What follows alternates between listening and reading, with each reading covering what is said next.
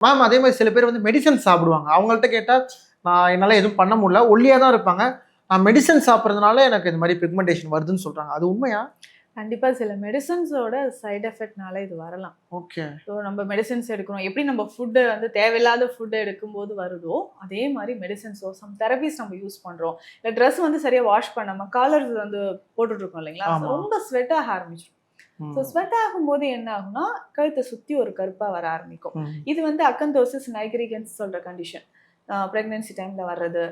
பெண்களுக்கு பார்த்தோம்னா, இந்த இர்ரெகுலர் பீரியட்ஸ் பிசிஓடி ப்ராப்ளம் இருக்கு. தைராய்டு இஷ்யூஸ் இருக்குன்னா, கண்டிப்பா இது இருக்கும். கழுத்த ஓகே. சுத்தி அப்படியே ஒரு டார்க் சர்க்கிள் இருக்கும்.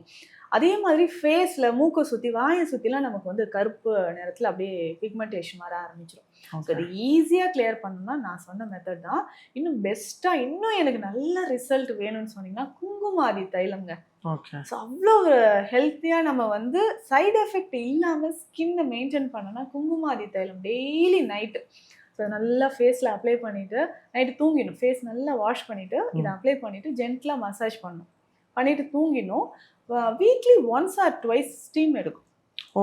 ஃபேஸுக்கு. ஃபேஸ்க்கு. ஸோ ஆ. அந்த நீராவி படும்போது, ஸோ அந்த வாட்டர்ல கொஞ்சம் லெமன் இல்லன்னா மின்ட் லீவ்ஸ் ம். அத வந்து ஆட் பண்ணிக்கலாம். இது மட்டும் இல்லாம இன்னும் ஸ்கின்னுக்கான நெறைய ரகசிய முறைகள் சித்தர்கள் நமக்கு சொல்லியிருக்காங்க.